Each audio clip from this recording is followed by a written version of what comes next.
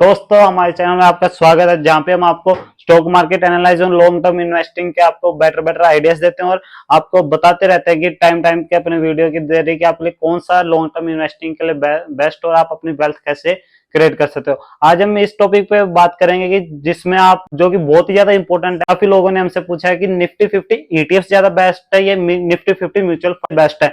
ये दोनों ही अपनी अपनी जगह पे बेस्ट है अलग अलग टाइप के लोगों के लिए। जैसे मान लो कि आगे आपको बताऊंगा कि कौन से किन लोगों के लिए ज्यादा बेस्ट और कौन से किन लोगों के लिए बेस्ट है, तो आप वीडियो के एंड तक बने रहिए और बीच बीच में मैं आपको टिप्स एंड ट्रिक्स दूंगा जिसके जरिए आप अपने रिजल्ट्स और रिटर्न्स ज्यादा बढ़ा सकते हो, जो कि मैंने पर्सनल यूज किया और अपने रिटर्न्स मैं बढ़ा रहा हूँ और अपने फ्यूचर के लिए मैंने वो स्ट्रेटेजीज अपना रखी है, वो भी आप अप्लाई कर सकते हो अपनी इन्वेस्टिंग जर्नी में। मैं पहले आपको बता देता हूँ निफ्टी 50 ही क्या है। निफ्टी 50 एक इंडेक्स है जिसमें टॉप 50 कंपनीज इंडिया की, जैसे कि HDFC bank, Reliance industries, Kotak Mahindra bank, ICICI bank और भी काफी प्रकार की कंपनीज जो कि इंडिया की टॉप 50 कंपनीज है उसमें लिस्टेड है। और जैसे जैसे टॉप 50 कंपनीज परफॉर्म करती है वैसे वैसे आपका पोर्टफोलियो म्यूचुअल फंड और ईटीएफ्स भी परफॉर्म करता है। अगर आप पोर्टफोलियो जैसे स्टॉक्स का पोर्टफोलियो होता है, जैसे टॉप 50 कंपनीज परफॉर्म करते हैं ऊपर नीचे जाते हैं तो ये निफ्टी 50 का इंडेक्स भी ऊपर नीचे जाता है।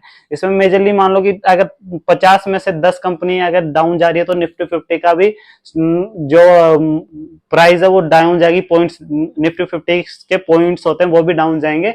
ये है। और जैसे जैसे निफ्टी 50 ग्रो करेगी और आपके म्यूचुअल फंड्स और ईटीएफ्स भी ग्रो करेंगे। अभी स्टार्ट करते हैं कि निफ्टी 50 ईटीएफ क्या है। निफ्टी 50 ईटीएफ ऐसा कि एक बास्केट है टॉप 50 कंपनीज की, जो मैंने आपको बताया जैसे एचडीएफसी, आईसीआईसीआई बैंक, रिलायंस और इन सभी के मिला के जो भी टॉप 50 कंपनीज है वो उसमें लिस्टेड होती है। और ये एक मान लो कि है, इसको भी आप कभी भी जैसे स्टॉक्स को आप बाय करते हो वैसे आप ईटीएफ्स को भी बाय कर सकते हो दिन में कभी भी जब भी मार्केट ओपन होता है जिस टाइम के दौरान। तो ये ईटीएफ्स ऐसे है कि इनको आप ट्रेड कर सकते हो इंडियन नेशनल स्टॉक एक्सचेंज में, जिसमें कि उन्हीं में टॉप 50 इंडेक्स की कंपनी में इन्वेस्ट करेंगे आपकी इन्वेस्टमेंट। और ये भी स्टॉक्स की तरह इनकी स्पेसिफिक वैल्यू होती है और ये पैसिवली मैनेज्ड होते हैं क्योंकि ये रेप्लिकेट करते हैं टॉप 50 कंपनीज को और इसमें ज्यादा मेजरली कोई चेंजेस नहीं होते। और ये जैसे जैसे मार्केट ग्रो होगी और वो टॉप 50 कंपनीज ग्रो होंगी आपका ईटीएफ भी ग्रो होगा, क्योंकि ये पैसिवली मैनेज्ड है इसीलिए इसमें वो एक्सपेंस रेशो भी बहुत कम है उनके मुकाबले, म्यूचुअल फंड्स के मुकाबले।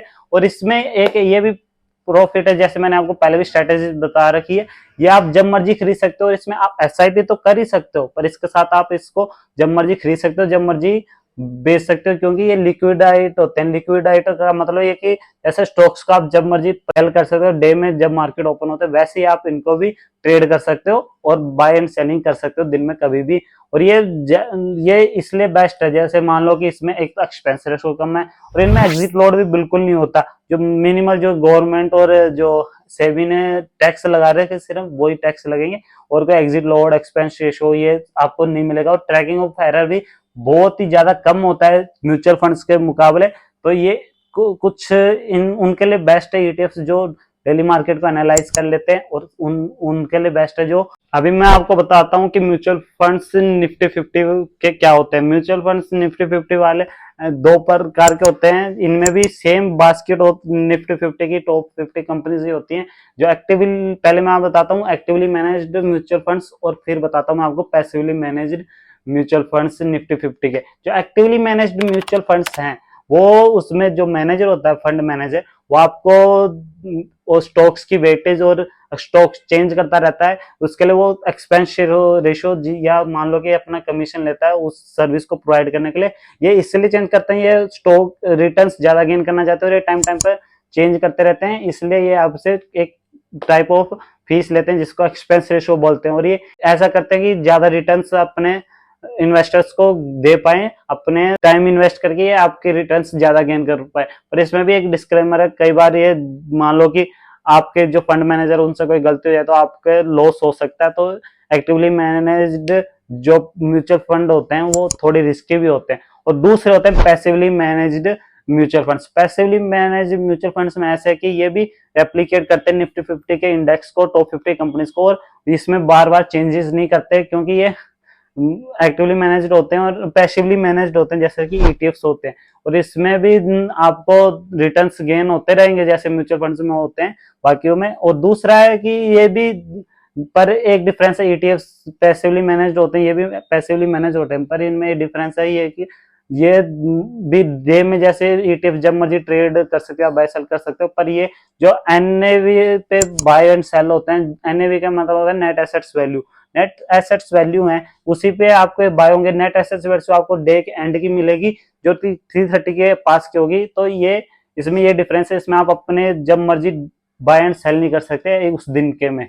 तो इस ईटीएफ्स में और इसमें ये मेन डिफरेंस है। जान चुके हो कि निफ्टी 50 ईटीएफ्स क्या होता है और निफ्टी 50 म्यूचुअल फंड्स क्या होता है। तो मैं अभी आपको इनके की डिफरेंस बता देता हूँ, इनमें मेन डिफरेंस क्या है।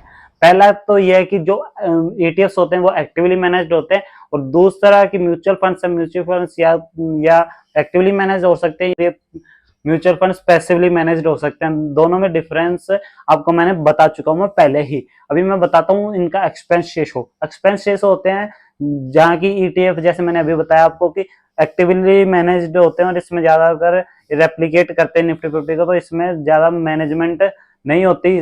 तो वहीं जो म्यूचुअल फंड होते हैं वो पैसिवली मैनेज ज्यादातर होते हैं। तो इसमें जो मैनेजर होता है, फंड मैनेजर, वो आपसे कुछ परसेंट ऑफ चार्ज कनेक्ट करता है। उसके लिए म्यूचुअल फंड के कंपैरिजन में ईटीएफ्स में जो मैनेजिंग फीस या एक्सपेंस रेशो बहुत कम है। तो यहाँ पे एक की डिफरेंस है। और मैं आपको बता देता हूँ, जैसे मैं आप कई लोगों को नहीं पता होगा कि एक्सपेंस रेशो क्या होती है।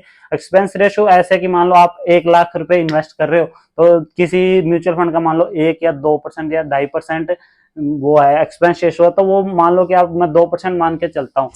अगर वो आप 1 लाख रुपए इन्वेस्ट कर रहे हो तो 1 लाख में से आपका 2% यानी 2,000 रुपए कट के जो अमाउंट बचेगा वो ही आपका इन्वेस्ट होगा, ना कि 1 लाख रुपए। तो यहाँ पे ये एक्सपेंस रेशो मैटर करती है, क्योंकि ये आपके सीधे रिजल्ट्स में रिफ्लेक्ट होगी।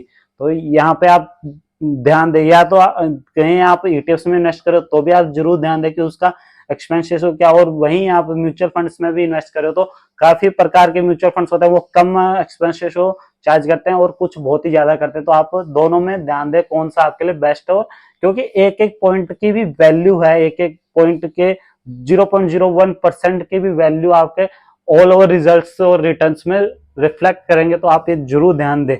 और तीसरा है कि लिक्विडिटी और ट्रेडिंग आप कैसे कर सकते हो। जैसे कि लिक्विडिटी मैंने पहले भी आपको बताया कि ईटीएफ्स हैं, ईटीएफ्स वो होते हैं इन, ये आप दिन में कभी भी बाय एंड सेल कर सकते हो और इसमें कोई लोड, एग्जिट लोड नहीं लगता। वहीं की जो म्यूचुअल फंड्स होते हैं वो एनएवी पे ट्रेड होते हैं, नेट एसेट्स वैल्यू, जो कि ये डे के एंड में आपको मिलता है। और इसमें आपको एग्जिट लोड भी लगेगा अगर आप 3 साल से पहले या 1 साल से पहले अपने म्यूचुअल फंड्स विड्रॉ करते हो। वहीं आप ईटीएफ्स को जब मर्जी बाय एंड सेल कर सकते हो। और दूसरी बात की, ये जो ईटीएफ्स होते हैं, ईटीएफ्स में आपको कोई मिनिमम वैल्यू इन्वेस्ट करने की जरूरत नहीं होती। इसको आपकी एक यूनिट परचेज करने की पावर होनी चाहिए। जैसे मान लो कि कोई ईटीएफ है 30 रुपीज का, तो आपके पास 30 रुपीज हो तो आप इन्वेस्ट करके अपनी ईटीएफ में इन्वेस्टिंग स्टार्ट कर सकते हो। वही मान लो कि जो म्यूचुअल फंड है उसमें मिनिमम होता है 100 रुपए, आप मिनिमम इन्वेस्ट कर सकते हो, 500, 1000, उसके ऊपर आप जितना भी इन्वेस्ट कर सकते हो। पर जो मिनिमम अमाउंट म्यूचुअल फंड्स में होता है वही ईटीएफ्स में नहीं होता, जिसकी एक वैल्यू का इन ईटीएफ आप पिक करो वो आपको मिल जाएगा। और दूसरा है कि इसमें एग्जिट लोड, जैसे मैंने बताया, एग्जिट लोड भी ऐसे है कि जो म्यूचुअल फंड्स में होते हैं वो एग्जिट लोड 1% से लेके आगे जितना भी हो सकता है। एग्जिट लोड ऐसे है, मान लो कि आपका रिटर्न्स आपने गेन कर लिए, तो आप जब विड्रॉ करोगे, मान लो आपने 10 लाख के रिटर्न्स गेन कर लिए, तो मान लो किसी कंपनी आपको एग्जिट लोड 1% का लगा रही है, तो 1 करोड़ में से 1% मान लो कि आपके अकाउंट में 99 लाख रुपीज रिफ्लेक्ट होंगे, आएंगे आपके अकाउंट में। और जो अलग टैक्स होंगे वो अलग बात है। 1% सीधा आपके मैनेजिंग कंपनी उसमें से कट करके आपके अकाउंट में रिफ्लेक्ट करेगी। मतलब 1 करोड़ आपने इन्वेस्ट किया तो गेन कर लिया, तो उसमें से आपको 99 लाख रुपीज ही आपके अकाउंट में आएंगे। वो 1% वहां मैटर करता है। दूसरा अभी मैं बता देता हूँ कि आपको अगर दोनों में इन्वेस्ट करना और कौन सा आपके लिए बेस्ट है, तो मैं आपको बता दूं, अगर आप मार्केट को टाइम दे सकते हो और अगर खुद ही एनालाइज कर सकते हो मार्केट का, तो आप ईटीएफ में इन्वेस्ट कर सकते हो। आपको ज्यादा फर्क नहीं पड़ता, बहुत ज्यादा आपको रिटर्न नहीं चाहिए और मिनिमम आप इन्वेस्ट करके आप ग्रो करना चाहते हो तो आपके लिए ईटीएफ्स बेस्ट है। और वही म्यूचुअल फंड्स प्रोफेशनल के द्वारा मैनेज होते हैं और इसमें कुछ परसेंट टैक्सेस है, पर ये ऐसा कि ये दोनों प्रकार के म्यूचुअल फंड्स में आप इन्वेस्ट कर सकते हो, एक्टिवली और पैसिवली मैनेजमेंट में। तो इसमें कुछ कुछ परसेंट चार्जेस है ईटीएफ्स के मुकाबले, ये कुछ आपको फर्क डाल सकते हैं आपके रिटर्न में, पर ये आपके प्रोफेशनल के द्वारा मैनेज्ड है। तो इसमें आप इसलिए इन्वेस्ट कर सकते हो जो जिसको मार्केट में ज्यादा घुसना नहीं और ज्यादा नॉलेज नहीं है वो म्यूचुअल फंड्स में इन्वेस्ट करें।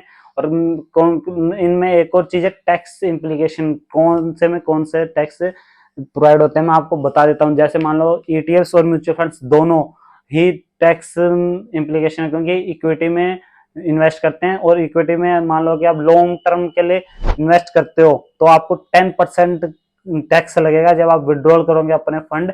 और वहीं जो म्यूचुअल आप शॉर्ट टर्म के लिए इन्वेस्ट करते हो, शॉर्ट टर्म बाद में आप निकाल लेते हो, तो इसमें आपको 15% के टैक्स लगेगा आपके रिटर्न्स में और गेन्स में। लॉन्ग टर्म गेन्स में और शॉर्ट टर्म गेन्स में ये फर्क है। लॉन्ग टर्म में 10% लगेगा और शॉर्ट टर्म में आपको 15% टैक्स लगेगा। अभी मैं आपको अंत में ये बताऊंगा कि अगर आप मार्केट को डेली 10-15 मिनट दे सकते हो तो आप ईटीएफ्स को चूज कीजिए। अगर आपको कोई फर्क मार्केट में ज्यादा घुसना नहीं हो, ज्यादा आपको उसकी नॉलेज नहीं लेनी और आपको है भी नहीं नॉलेज, तो आप म्यूचुअल फंड्स में इन्वेस्ट करते रहिए और एक स्पेसिफिक डेट चूज कर लीजिए, उसको आपके इन्वेस्ट होते रहेंगे मनी और आपकी ग्रोथ होती रहेगी लॉन्ग टर्म के लिए। शॉर्ट टर्म के में आपको दोनों में लॉस भी हो सकता है, प्रॉफिट भी हो सकता है, वो रिटर्न्स पे डिपेंड है। वहीं लॉन्ग टर्म में ये 99% चांस है कि ये ग्रो होंगे ही होंगे और आपके रिटर्न्स बनेंगे, आप लॉस नहीं करोगे। और मेरा पर्सनली रिकमेंड, अगर आप 10-15 मिनट डेली दे सकते हो तो आप ईटीएफ्स में इन्वेस्ट करें, क्योंकि इसमें एक तो आपको टैक्स कम लगेगा, दूसरा आपको इसमें एक्सपेंस रेशो बहुत कम है और एग्जिट लोड बिल्कुल भी नहीं लगेगा और ट्रैकिंग ऑफ एरर भी नहीं है। वहीं म्यूचुअल फंड्स में ट्रैकिंग ऑफ एरर भी है और मिनिमम इन्वेस्टमेंट भी आपको चाहिए और तीसरा आपको एक्सपेंस रेशो भी देना पड़ेगा। तो आप इस पे जरूर ध्यान दें और आगे आपकी मर्जी है। दोनों के मैंने आपको पक्ष बता दिए, कौन से आपके लिए बेस्ट और कौन से आपके लिए बेस्ट नहीं है, वो आप अपनी मर्जी से अभी चूज कीजिए आपको किस में इन्वेस्ट करना और कितने टाइम के लिए इन्वेस्ट करना, लॉन्ग टर्म या शॉर्ट टर्म के लिए, वो आप अपने प्लान बनाइए और अपना प्लानिंग जर्नी स्टार्ट कीजिए आज ही इन्वेस्टिंग की।